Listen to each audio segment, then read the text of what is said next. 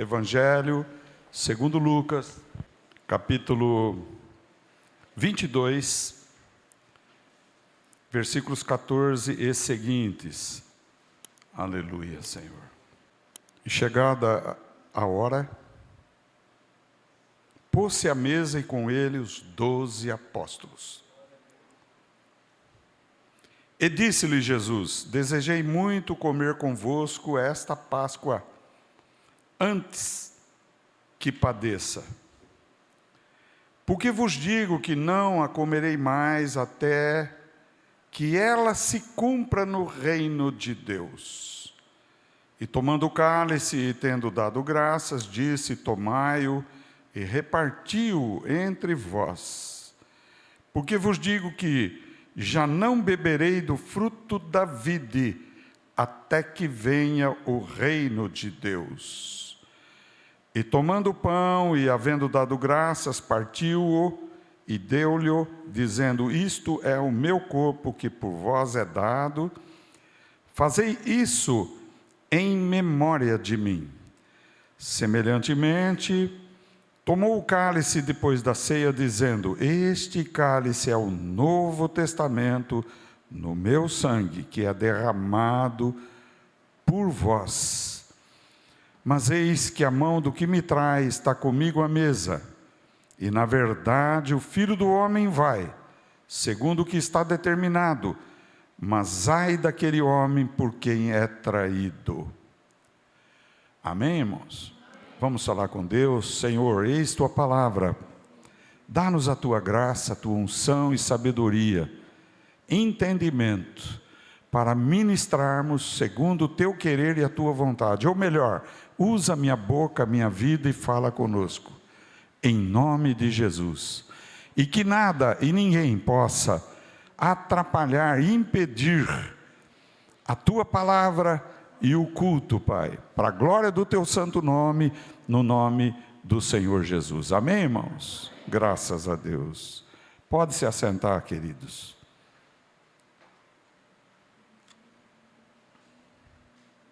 Irmãos, veja que coisa tremenda. Há algo interessante no texto que nós lemos. Tudo é interessante na Bíblia. Mas Jesus aqui se refere à Páscoa. A Páscoa é de origem judaica. A Páscoa tem um significado de passagem pelo Mar Vermelho. Palavra hebraica, passagem. Nada tem a ver com o ovo de Páscoa, viu, irmãos? Nem com coelho, viu? Tá? Isso é coisa dos pagãos que não creem em Jesus. Mas é gostoso comer um chocolatinho, tudo bem? Mas Páscoa não é criançadinha, ovo de Páscoa, nem coelhinho e nem algo semelhante. Páscoa é libertação. Veja, o povo de Israel Jacó foi levado com seus filhos ao Egito por causa de José. José é aquele filho que tinha visões e revelações de Deus. E José tinha sido vendido pelos seus irmãos aos midianitas, comerciantes do deserto, que o levaram até o Egito. E lá ele foi leiloado, vendido como escravo a Potifar, que era servo do faraó. E Potifar o levou à sua casa. E a história de José é tremenda, mas não é o intuito nesta noite falar de José, mas foi através de José. Quando teve fome na terra e José era o governador do Egito, Deus lhe deu sabedoria, lhe deu unção para encher as despensas do Egito, e até o Egito vendia trigo, vendia comida aos demais países. E Jacó enviou seus 10 filhos. Por que 10, se ele tinha 12? Porque José estava no Egito, e Benjamim era o mais novo, e ele não queria que o filho mais novo morresse, porque haviam lhe dito que uma fera havia devorado José. Molharam o sangue, a túnica de José no sangue de um animal e mostraram para Jacó: olha aí, ó, teu filho amado morreu. mentiram. E José estava no Egito. E José tinha visão e revelação de Deus. E José foi preso injustamente pelo assédio da mulher de Potifar, que ele recusou-se a ficar com ela. E ele foi lançado na prisão, sob engano. E ali na prisão apareceram 2 homens, 2 varões, um padeiro e um copeiro.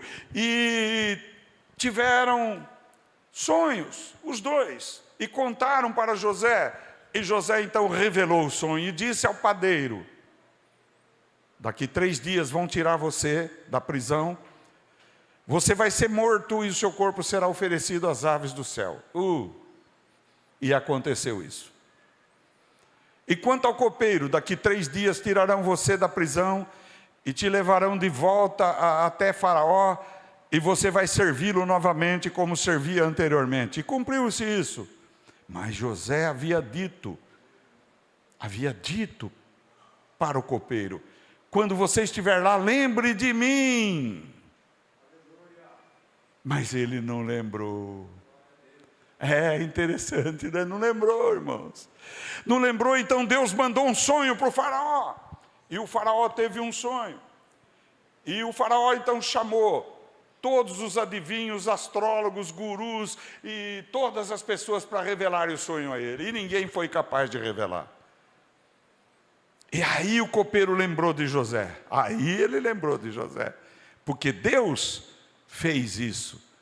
Deus preparou esse sonho para o faraó. E disse: lá na prisão tem um hebreu. E ele revelou o que aconteceu comigo. E revelou o que aconteceu com o padeiro.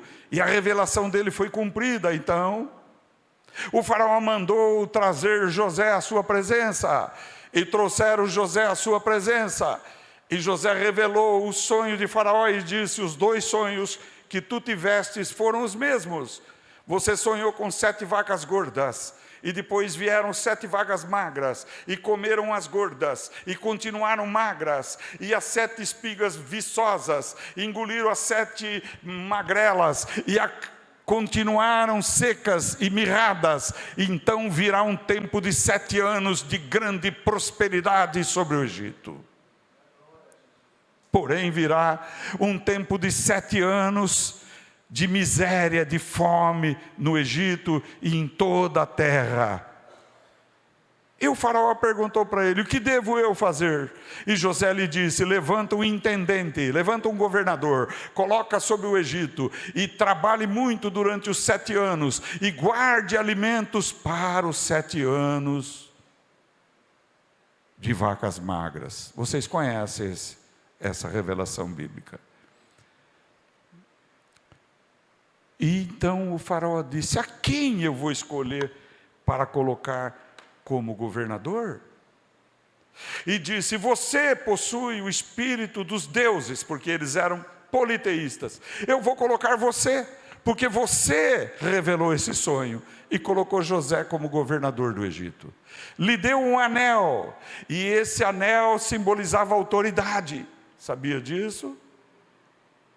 Os anéis têm vários significados: anel de noivado, anel de casamento, anel de rei, anel de formatura, não é?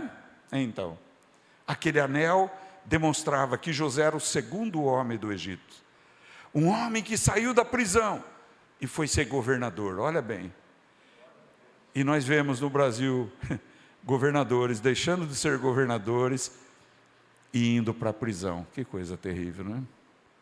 Bom, então José estava lá e passou fome também em Canaã, e Jacó estava ali mercê de fome, ele e seus filhos, os 11 filhos. E ele mandou 10 filhos, porque ele segurou Benjamim, e disse: vá até o Egito para comprar mantimento para nós, porque senão nós vamos morrer de fome. E quando chegaram aqueles 10 e foram parar na presença de José, José os conheceu, mas porém eles não conheceram José, porque a sua fisionomia não era como mais a dos hebreus, mas era uma fisionomia dos egípcios, vestido como egípcio. Estava no Egito, e quando ele foi para o Egito ele tinha 17 anos, e quando ele saiu da prisão ele tinha 30 anos de idade. Bem, através de José veio Jacó, Jacó se alegrou demais de ver seu filho vivo. E o faraó disse: coloca eles na melhor terra para morar aqui, a terra de Gósen. Olha bem, era uma terra extraordinária. E eles foram em 70 pessoas lá. E começaram a se multiplicar, filhos e filhas começaram a nascer ali no Egito. Até o ponto que aquele faraó morreu, o sucessor dele morreu. Eles eram da linhagem dos Ixos, e se levantaram os antigos faraós que não conheciam José, e transformou o povo de Israel em escravo do Egito, não é verdade? No Egito. Veja bem que coisa interessante, né? Deus te abençoe, criança. Então, amados, o povo se tornou escravizado. E a Bíblia relata em Êxodo que eles ficaram 430 anos escravizados no Egito. 430 anos. Veja quantas gerações se multiplicaram. Até quando eles saíram, tinha 600 mil homens, sem contar mulheres e jovens e adolescentes e crianças. E alguns estudiosos dizem que eles eram 3 milhões de pessoas quando saíram do Egito, após 70 pessoas em 430 anos se multiplicaram em 3 milhões de pessoas. E eles estavam escravos, apanhavam, comiam o que os egípcios lhe davam, apanhavam de chicotes, eram obrigados a trabalhar à força, e começaram a clamar ao Deus de Israel. E eles estavam vivendo no Egito, um país que tinha muitos deuses, idolatria.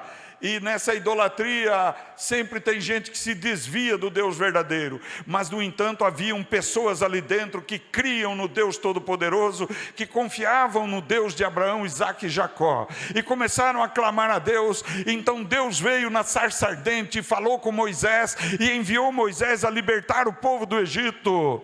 E Deus mandou 10 pragas no Egito. E a última praga foi a praga que trouxe a libertação para o povo de Israel. Quando Faraó deu um veredito da morte de primogênito, na verdade, Deus inverteu essa ordem e aplicou no Egito. Mas disse Deus a Moisés: manda o povo de Israel sacrificar um cordeiro e colocar o sangue no portal, no umbral das casas dos judeus. E quando o anjo da morte vier, ele não ceifará a vida dos hebreus, ele não ceifará a vida nem dos animais dos hebreus. Sangue, o sangue apontava o sangue de Jesus, o sangue do Cordeiro de Deus que tira o pecado do mundo. Então foram assinalados os umbrais da casa, e naquela noite de terror o anjo veio, e desde o filho do faraó primogênito, morreram todos os primogênitos do Egito. E Deus tirou o seu povo sob forte mão. Veja bem, ali houve uma batalha tremenda, uma batalha espiritual, uma guerra entre Deus e o diabo, entre os anjos e os demônios. Mas o nosso Deus prevalece sempre. Aleluia, glória a Deus. Aí eles passaram pelo fundo do mar. O mar que simboliza morte, água, afogamento. O povo passou pelo fundo do mar. E isso chamou-se de passagem. Passagem do Egito para caminhar para Canaã. Passagem da escravidão para a liberdade. Passagem da morte para a vida. E na verdade, este mundo que nós vivemos é comparável ao Egito. Nós vivemos no Egito. Veja bem, no Egito existem politeístas, pessoas que creem em muitos deuses, idólatras, evocadores de mortos, médios espíritas, evocadores de espíritos, macumbeiros, feiticeiros, idolatria. Nós vivemos nessa espécie de Egito hoje. E o faraó do Egito é o governador deste mundo, é o diabo, veja, não é? Então, de forma semelhante, Jesus Cristo veio como o Cordeiro de Deus, o que tira o pecado do mundo, aleluia. E lá no Egito, e quando saiu do Egito, Deus deu ordem a Moisés que eles comessem da Páscoa. Páscoa significa libertação, livramento, salvação, passagem. E a Páscoa, na verdade, nos dias de hoje, tem esse sentido. Não é o sentido de comer ovo de Páscoa, não é o sentido de almoçar juntos só, não. A Páscoa significa salvação. Deus nos tira do Egito, Deus nos livra do diabo, Deus perdoa nossos pecados, e nós passamos da morte para a vida, das trevas para a luz. Deus tira nós dessas situações, Deus tira nós das trevas, salva nós. E então a Páscoa judaica aplicável na Páscoa cristã, a Páscoa é representada na Santa Ceia do Senhor, porque na Páscoa, Jesus foi comer a Páscoa com os seus discípulos, sentado no cenáculo, e lá Jesus instituiu o quê? Instituiu a Santa Ceia do Senhor, substituiu a Páscoa judaica pela ceia santa do Senhor Jesus.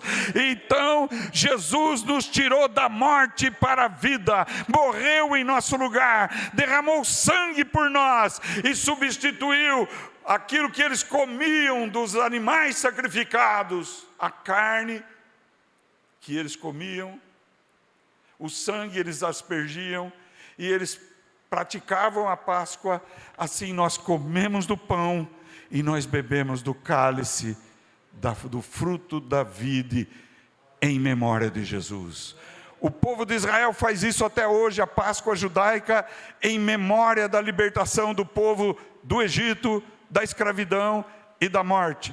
E nós realizamos a nossa Santa Ceia em memória de Jesus, do livramento que Jesus nos deu, livrou do diabo, livrou do inferno, livrou das trevas, livrou do Egito. Ele te tirou do Egito, Ele te tirou dos falsos deuses. Você agora serve um Deus vivo, você não serve mais um Deus de barro, de bronze e de metal, mas serve um Deus todo poderoso, que é Espírito, que é verdade, que é o caminho, a verdade, a vida, que é a porta, que é a luz. Ele, Jesus, nós servimos esse Deus todo poderoso.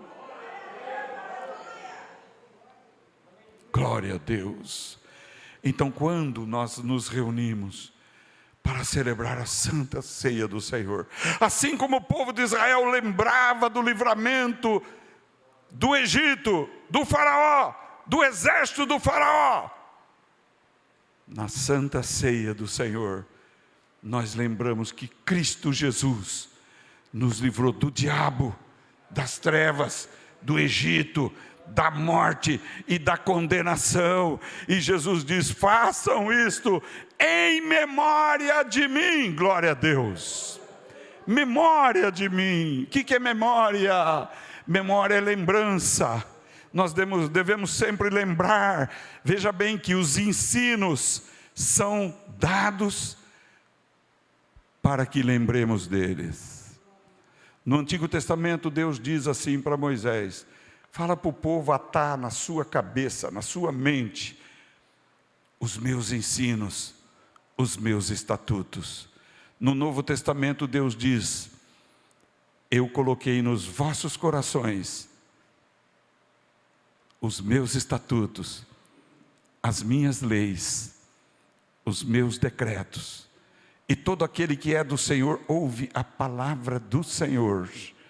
E todo aquele que é de Jesus ouve o ensino de Jesus. Aleluia, glória a Deus. E no entanto, no meio dos discípulos havia um traidor. Havia um que não era de Deus, havia um que não era ovelha de Cristo, mas era necessário aquela presença, porque senão a Escritura não teria cumprimento, não teria cumprimento. Então não se afobe, não se desespere, se você ver no meio do corpo de Cristo, que é a igreja, alguém que trai a tua confiança, alguém que trai a fé em Cristo Jesus, alguém que se desvia da palavra de Deus, alguém que apostata da palavra de Deus. Não dê crédito, não fica olhando isso, mas a Bíblia diz, olhando para Jesus, o autor e o consumador da nossa fé. Aleluia. Autor e consumador da nossa fé. Hebreus capítulo 12, versículo 1 e 2. Na Santa Ceia, nós temos lembrança do que Cristo fez por nós. Ele foi como uma ovelha, não abriu a sua boca, e foi oferecido e imolado em sacrifício, em nosso lugar, para nos dar perdão dos pecados, nos dar a vida eterna. E quando nós celebramos a Santa Ceia, nós estamos anunciando que Ele morreu por nós, que nós estamos salvos não porque nós somos bons, mas porque Jesus se ofereceu por nós. Não porque somos puros, mas porque Jesus, que é puro, se deu por nós na cruz do Calvário. Porque Jesus é santo, Jesus é puro, Jesus é imaculado, Jesus é o nosso Salvador, é o nosso Senhor, é o Altíssimo. Ele é a nossa resposta, e nós lembramos que Ele fez isso por nós, e mais do que isso, nós devemos olhar para frente e dizer, esse Jesus, que nos livrou da morte, da condenação e do inferno, voltará para nos levar para si mesmo, para que onde Ele estiver, estejamos nós também. Veja, Evangelho de João, capítulo 14, nos diz claramente, eu vou preparar-vos lugar, e quando estiver preparado esse lugar, eu voltarei para vós, e vos levarei para mim mesmo, para que onde eu estiver, vós estejais também, aleluia. Então a Santa Ceia aponta o que Ele fez, e aponta o que Ele vai fazer. Para participar da Santa Ceia, quem pode participar da Santa Ceia? Todo aquele que crê verdadeiramente no Filho de Deus em Jesus. Todo aquele que crê somente em Jesus.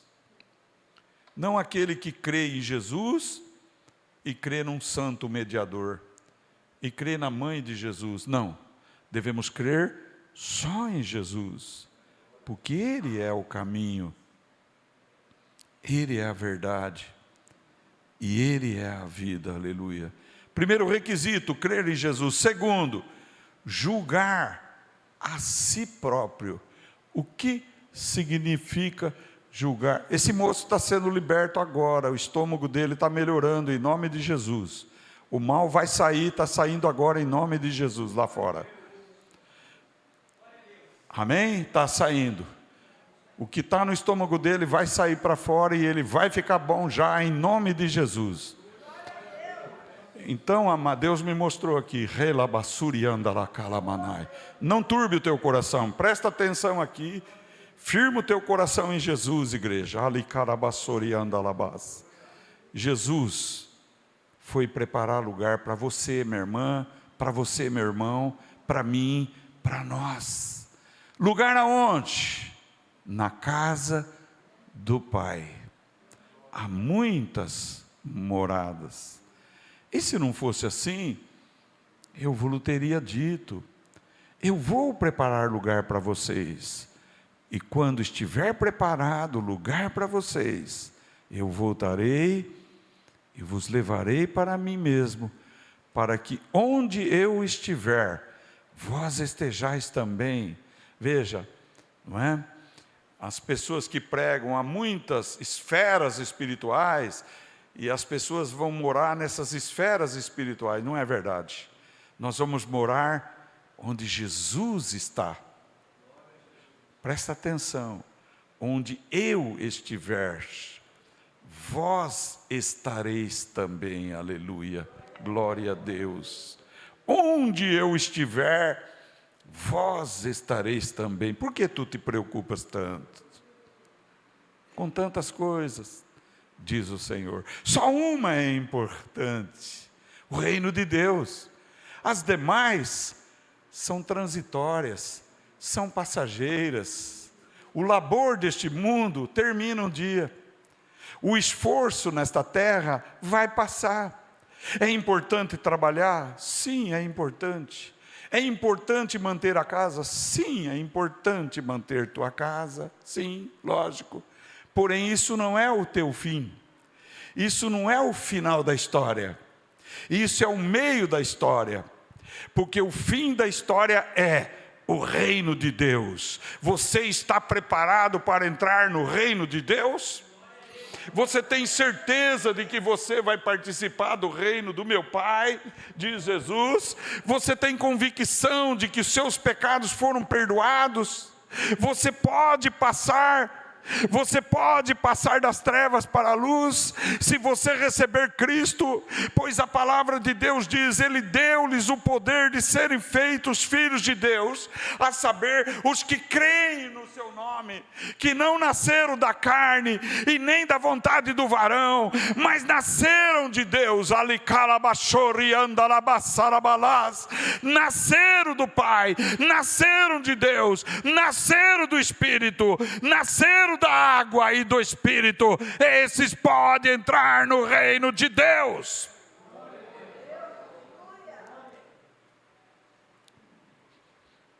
Um dia havia um homem e ele possuía muitos depósitos, ele possuía muita terra. Então ele disse: minha alma, eu vou aumentar os meus depósitos, porque tem tanta produção aqui que eu não tenho nem onde guardar tudo, está faltando celeiro para mim. Então eu vou preparar celeiro e depois eu vou dizer para mim assim: descansa agora, minha alma. Veja bem, Jesus disse: louco, esta noite pedirão a tua alma. E para quem será tudo isso que você tem tanto se preocupado, que você tem tanto se empenhado? Veja bem, irmãos, o Espírito está me levando a falar outras coisas fora do tema da Santa Ceia, mas nós temos que ser servos de Deus e falar o que Deus manda. Irmãos, eu me recordo, eu tenho 25 anos de preparo em escola, desde o primário até faculdades, tá? Tanto que a gente se empenha, tanto que a gente se esforça. Qual é o valor de tudo isso na eternidade, hein? Se a gente é dedicado ao ponto de dedicar tanto tempo para as coisas terrenas, o Espírito diz: e por que sois negligentes com as coisas espirituais? Pensa nisso. Somos negligentes com as coisas espirituais. Não podemos levar relaxadamente a obra de Deus, irmãos. Olha, a Bíblia diz através do profeta: maldito o que leva relaxadamente a obra de Deus. O que é relaxadamente? De qualquer forma. Você dá o resto para Deus? O resto do teu tempo? O resto dos teus pensamentos? O resto da tua meditação? Ou você tem um outro Deus do Egito em primeiro lugar na tua vida? Hein? Deus do Egito? Sim. Quando nós colocamos as coisas no lugar do Criador, nós passamos a idolatrar essas coisas. Nós devemos ter, em primeiro lugar, amar a Deus, em primeiro lugar, de todo o nosso coração, de toda a nossa alma e de todo o nosso entendimento. Veja bem, Satanás vai usar pessoas para dizer para você: religião não enche barriga. Você já ouviu isso? Quem já ouviu isso, levanta a mão. Olha aí, quantos já ouviram isso? Satanás dizer, usando pessoas, dizer para nós: religião não enche barriga. Ou então pessoas dizendo assim: você pensa que vai cair do céu? Quem já ouviu isso? Quem já ouviu? Você pensa que vai cair do céu? Vai cair do céu. Sim, porque todo dom perfeito e toda dádiva divina desce do Pai das luzes, em quem não há sombra de variação. Rei cantar a baixoia. Desce de Deus, desce para mim, desce para você a luz de Deus, a revelação de Deus, a palavra de Deus. O que Deus fala deve ser levado em primeiro lugar nas nossas vidas. Deus não aceita segundo lugar.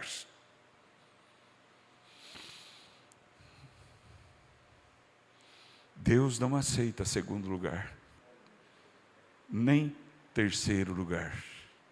Deus quer o primeiro lugar, sabia? E Satanás é tão mesquinho, é tão sutil, é tão mentiroso, que ele vive colocando coisas para nós termos em nosso coração em primeiro lugar. Entenderam? Chega na hora do culto, dá um mal-estar, para não ir no culto. Chega na hora do culto, o cachorro fica ruim. O carro atropelou. O amigo que fazia 30 anos que não aparecia, apareceu antes do culto. Eu tive um amigo que vinha 10 minutos antes do culto e saía depois do horário do culto. Aí um dia eu disse para ele: olha, quer ir no culto comigo? Não, muito obrigado. Então você fica aqui com a sua família, eu vou ao culto, depois eu volto, a gente continua.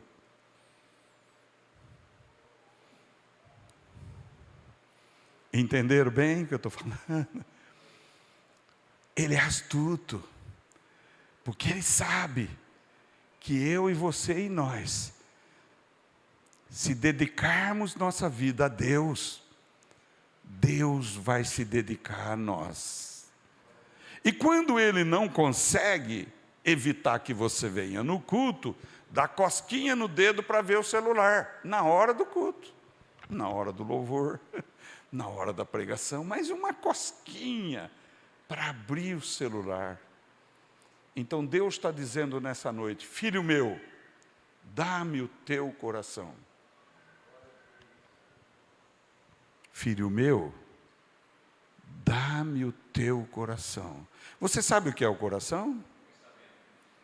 Muito bem, então dá-me o teu pensamento, dá-me a tua atenção, dispensa tempo para mim, invoca-me, me chama e eu virei, e eu te abençoarei, e eu farei de ti um vaso novo, e eu farei de ti uma bênção. E a tua prosperidade verá a minha bênção na tua vida. Aleluia. Por que temes tanto? Por que tens tanta dúvida daquilo que para nada serve? Se apegue a Deus, se agarre a Deus, porque os dias são maus, diz a Bíblia.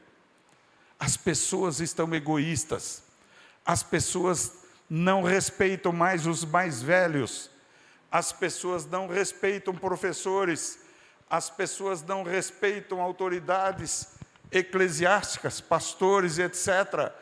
As pessoas estão com a boca suja, estão rebeldes, resistentes contra o bem e afáveis para o mal. E Jesus nos colocou no meio dessa geração.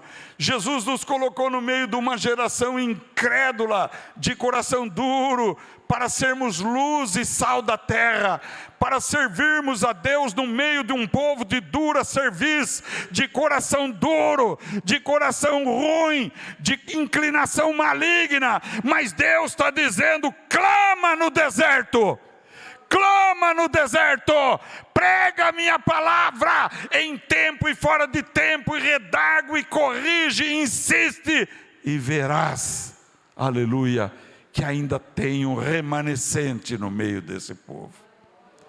que tenho ainda um povo que vai clamar pelo meu nome, um povo que vai me buscar de coração. Você entregou sua vida de verdade a Jesus Cristo?